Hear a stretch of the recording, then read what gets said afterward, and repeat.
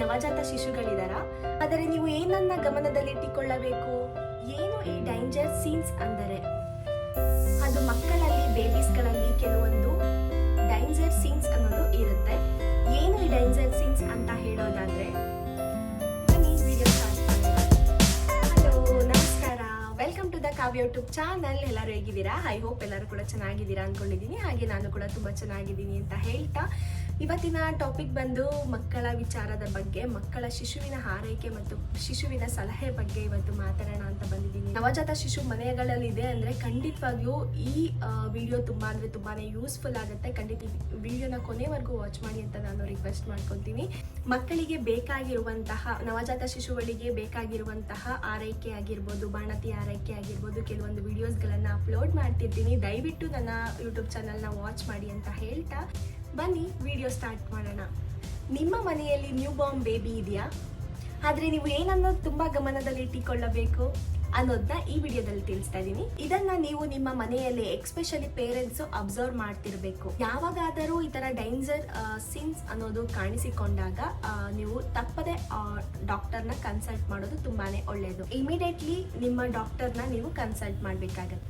ಏನು ಈ danger scenes ಅಂತ ಹೇಳೋದಾದ್ರೆ, ಫಸ್ಟ್ ಹೇಳೋದಾದ್ರೆ, ನ್ಯೂ ಬಾರ್ನ್ ಬೇಬಿಲಿ ಡೇಂಜರ್ ಸೀನ್ಸ್ ಅಂದ್ರೆ ಏನು? ಇದು ಎಲ್ಲಾ ಪೇರೆಂಟ್ಸ್ಗೂ ಗೊತ್ತಿರಬೇಕಾಗಿರುವಂತಹ ಪ್ರಮುಖ ಅಂಶವಾಗಿರುತ್ತದೆ. ಹಾಸ್ಪಿಟಲ್ ಇಂದ ಮಗು ಡಿಸ್ಚಾರ್ಜ್ ಆದ್ಮೇಲೆ ಡಾಕ್ಟರ್ ಅನ್ನೋರು, ನಿಮ್ಮ ಮಕ್ಕಳ ಡಾಕ್ಟರ್ ಅನ್ನೋರು ನಿಮಗೆ ಹೇಳ್ತಾರೆ ಏನ್ ಈ ಡೇಂಜರ್ ಸೀನ್ಸ್ ಅಂತ. ಅಂದ್ರೆ ಮಕ್ಕಳಲ್ಲಿ ಕೆಲವೊಂದು ಬೇಬೀಸ್ಗಳಲ್ಲಿ ಡೇಂಜರ್ ಸೀನ್ಸ್ ಅನ್ನೋದು ಇರುತ್ತೆ. ಇದನ್ನ ನೀವು ಮನೆಯಲ್ಲಿ ಅಬ್ಸರ್ವ್ ಮಾಡ್ತಾ ಇರಬೇಕು. ಯಾವಾಗಾದ್ರೂ ಈ ತರ ಸೈನ್ಸ್ ಕಾಣಿಸಿದೆ ಅಂತ ಹೇಳೋದಾದ್ರೆ ಇಮಿಡಿಯೇಟ್ಲಿ ಹಾಸ್ಪಿಟಲ್ಗೆ ಹೋಗ್ಬೇಕು. ವೇಟ್ ಮಾಡುವಂತಹ ಅವಶ್ಯಕತೆ ಇರೋದಿಲ್ಲ.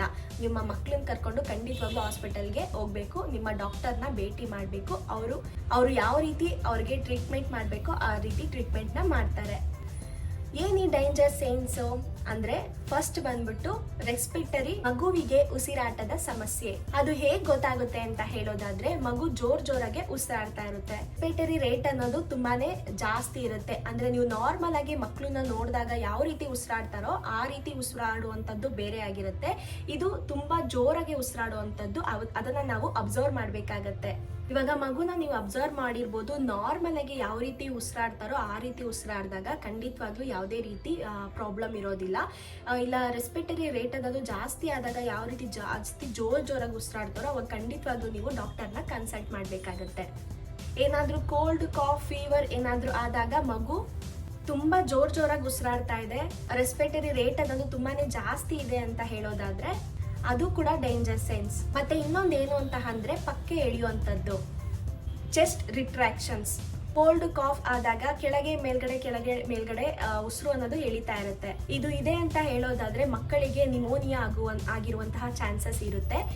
ನೀವು ಕೂಡ ಇದನ್ನ ಖಂಡಿತವಾಗ್ಲೂ ನೆಗ್ಲೆಕ್ಟ್ ಮಾಡುವಂತಿಲ್ಲ. ಅಬ್ಸರ್ವ್ ಮಾಡಿ ನೀವು ಇಮಿಡಿಯೇಟ್ಲಿ ಮಕ್ಕಳನ್ನ ಹಾಸ್ಪಿಟಲ್ ಕರ್ಕೊಂಡೋಗಿ ಅದಕ್ಕೆ ಯಾವ ರೀತಿ ಟ್ರೀಟ್ಮೆಂಟ್ ಬೇಕೋ ಆ ರೀತಿ ಕೊಡ್ಸೋದ್ರಿಂದ ತುಂಬಾ ಒಳ್ಳೇದು. ಇನ್ನೊಂದು ಡೇಂಜರ್ ಸೆನ್ಸ್ ಹೇಳೋದಾದ್ರೆ, ಮತ್ತೆ ನೀವು ಮಗುವಿನಲ್ಲಿ ಕಲರ್ ಅಬ್ಸರ್ವ್ ಮಾಡ್ಬೇಕಾಗತ್ತೆ.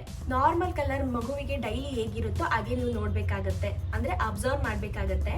ಪಾಮ್ಸ್ ಮತ್ತೆ ಸೋಲ್ಸ್ ಅಲ್ಲಿ ಜಾಂಡಿಸ್ ಕಾಣಿಸ್ಕೊಂಡಿದೆ ಅಂತ ಹೇಳಿದಾಗ, ನೀವು ಇಲ್ಲಿ ಟಚ್ ಮಾಡಿ ನೋಡಿದಾಗ ಯೆಲ್ಲೋ ಕಲರ್ ಆಗಿ ಪಾಮ್ಸ್ ಅಲ್ಲಿ ಇದೆ ಅಂತ ಅಂದ್ರೆ ಅದು ತುಂಬಾ ಜಾಸ್ತಿ ಇದೆ ಅಂತ ಜಾಂಡಿಸ್. ಅದಕ್ಕೂ ಕೂಡ ಇಮಿಡಿಯೇಟ್ಲಿ ಹಾಸ್ಪಿಟಲ್ಗೆ ಹೋಗ್ಬೇಕಾಗತ್ತೆ. ಜಾಂಡಿಸ್ ಲೇಟ್ ಮಾಡಿದ್ರೆ ಏನಾಗುತ್ತೆ ಅಂತ ಹೇಳೋದಾದ್ರೆ, ಜಾಂಡಿಸ್ಗೆ ಲೇಟ್ ಮಾಡಿ ಟ್ರೀಟ್ಮೆಂಟ್ ತಗೊಳ್ದಲ್ಲೇ ತುಂಬಾನೇ ತಡವಾಗಿದೆ ಅಂತ ಹೇಳೋದಾದ್ರೆ ಮಕ್ಕಳಿಗೆ ಅದು ಮೆದುಳಿಗೆ ತುಂಬಾನೇ ಎಫೆಕ್ಟ್ ಆಗುತ್ತೆ.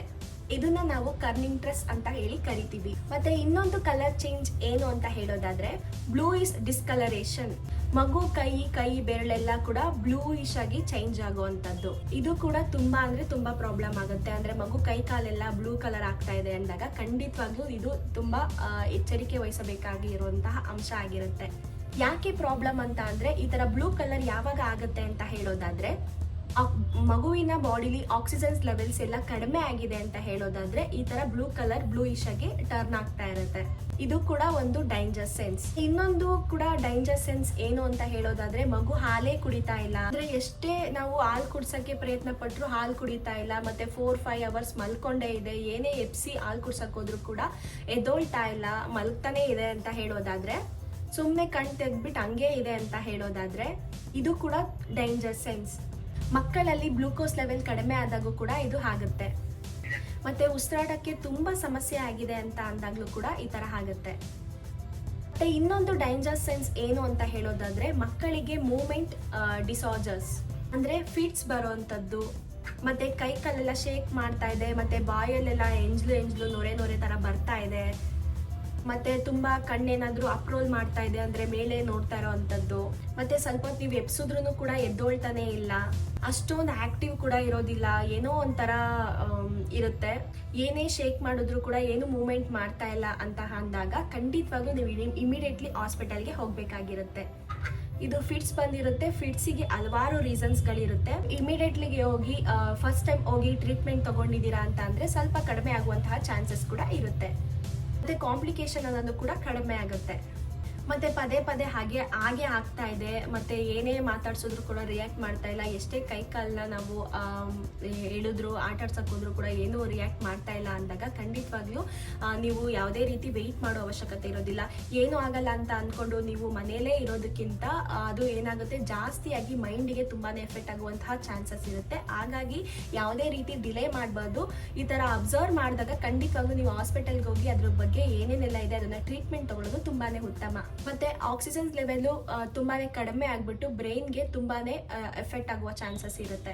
ಮತ್ತೆ ಇನ್ನೊಂದು ಡೇಂಜರ್ ಸೈನ್ಸ್ ಏನು ಅಂತ ಹೇಳೋದಾದ್ರೆ ಮಗು ಯೂರಿನೇ ಮಾಡ್ತಾ ಇಲ್ಲ ಅಂದ್ರೆ 12 hours 12 ಗಂಟೆ ಕಾಲ ಮಗುನ ನೋಡ್ತಾ ಇದ್ದೀರಾ, ಯೂರಿನ್ ಮಾಡ್ತಾ ಇಲ್ಲ, ಮಗು ತುಂಬಾನೇ ಡಿಹೈಡ್ರೇಟ್ ಆಗಿದೆ ಅಂತ ಹೇಳೋದಾದ್ರೆ ಹಾಲು ಕರೆಕ್ಟಾಗಿ ಕೊಟ್ಟಿರೋದಿಲ್ಲ, ಅದಕ್ಕೆ ಮಗು ಸುಸು ಮಾಡ್ತಾ ಇಲ್ಲ, ಅಂದ್ರೆ ಮೋಷನ್ ಪಾಸ್ ಮಾಡ್ತಾ ಇಲ್ಲ. ಇದು ಕೂಡ ಕಿಡ್ನಿಗೆ ಸಮಸ್ಯೆ ಆಗುವಂತಹ ಚಾನ್ಸಸ್ ಇರುತ್ತೆ. ಇದಕ್ಕೂ ಕೂಡ ನೀವು ಇಮಿಡಿಯೇಟ್ಲಿ ಹೋಗಿ ಡಾಕ್ಟರ್ನ ಕನ್ಸಲ್ಟ್ ಮಾಡಬೇಕಾಗಿರುತ್ತೆ. ಆಫ್ಟರ್ ಆಲ್ ನೀವು ಒಂದು 4 hours 6 hours ಒಂದ್ಸರಿ ಆದ್ರೂ ಅದು ಸುಸು ಮಾಡಿದ್ರೆ ಓಕೆ, ಇಲ್ಲ ಅಂತ ಅಂದರೆ 12 hours ಆದರೂ ಕೂಡ ಅದು ಮೋಷನ್ ಪಾಸ್ ಮಾಡಿಲ್ಲ ಅಂತ ಅಂದಾಗ ಖಂಡಿತವಾಗ್ಲೂ ಅದನ್ನು ನೀವು ತುಂಬಾನೇ ಅಬ್ಸರ್ವ್ ಮಾಡಬೇಕಾಗುತ್ತೆ. ಮತ್ತೆ ಇನ್ನೊಂದು ಡೇಂಜರ್ ಸೆನ್ಸ್ ಏನು ಅಂತ ಹೇಳೋದಾದ್ರೆ ಮಗು ತುಂಬಾನೇ ಅಳ್ತಾ ಇರುತ್ತೆ, ಏನ್ ಕೊಟ್ಟರು ಕೂಡ ಸಮಾಧಾನ ಮಾಡಕ್ ಆಗ್ತಾ ಇಲ್ಲ, ಯಾವಾಗಲೂ ಕಂಟಿನ್ಯೂಸ್ಲಿ ಅಳ್ತಾ ಇದೆ ಅಂತ ಹೇಳೋದಾದ್ರೆ ಇದು ಕೂಡ ಡೇಂಜರ್ ಸೆನ್ಸ್ ಆಗಿರುತ್ತೆ. ನೀವು ಇಮಿಡಿಯೇಟ್ ಆಗಿ ಹಾಸ್ಪಿಟಲ್ಗೆ ಹೋಗ್ಬೇಕಾಗಿರುತ್ತೆ.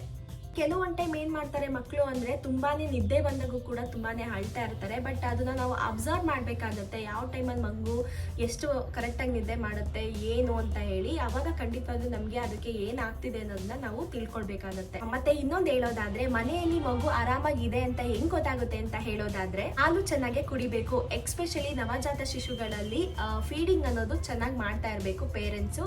ಅವಾಗ ಮಗು ಚೆನ್ನಾಗಿ ಹಾಲು ಕುಡಿಯೋದು ತುಂಬಾನೇ ಉತ್ತಮ, ತುಂಬಾನೇ ಒಳ್ಳೇದು ಅಂತ ಹೇಳಕ್ ಇಷ್ಟಪಡ್ತೀನಿ. ಚೆನ್ನಾಗಿ ಫೀಡಿಂಗ್ ಮಾಡಿದ ತಕ್ಷಣ ಒಂದು 2 to 3 hours 4 hours ಚೆನ್ನಾಗಿ ಮಗು ನಿದ್ದೆ ಮಾಡ್ತಾ ಇದೆ ಅಂತ ಅಂದ್ರೆ ಮಗು ತುಂಬಾನೇ ಆರೋಗ್ಯವಾಗಿದೆ ಅಂತ. ಆಮೇಲೆ ಕರೆಕ್ಟ್ ಟೈಮಿಗೆ ಯೂರಿನ್ ಮಾಡ್ತಾ ಇದೆ, ಯೂರಿನ್ ಚೆನ್ನಾಗಿ ಪಾಸ್ ಮಾಡ್ತಾ ಇದೆ ಅಂತ ಹೇಳಿದ್ರು ಕೂಡ ಅದು ಕೂಡ ಒಂದು ಒಳ್ಳೇದು.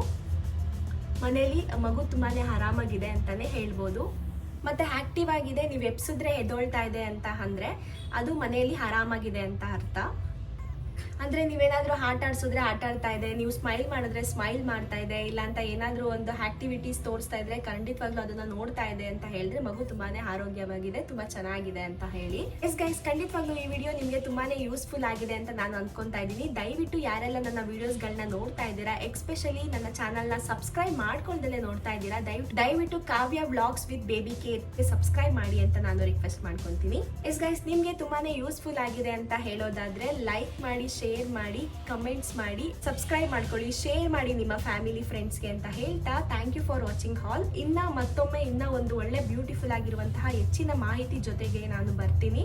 ಎನಿವೇ, ಹೆಚ್ಚಿನ ಮಾಹಿತಿಗಾಗಿ ದಯವಿಟ್ಟು ನನ್ನ ಚಾನಲ್ನ ಸಪೋರ್ಟ್ ಮಾಡಿ, ಸಬ್ಸ್ಕ್ರೈಬ್ ಮಾಡೋದು ಮಾತ್ರ ಮರಿಬೇಡಿ ಅಂತ ನಾನು ರಿಕ್ವೆಸ್ಟ್ ಮಾಡ್ಕೊತೀನಿ. ಬಾಯ್ ಗೈಸ್, ನೆಕ್ಸ್ಟ್ ವಿಡಿಯೋಗಳಲ್ಲಿ ಸಿಗ್ತೀನಿ.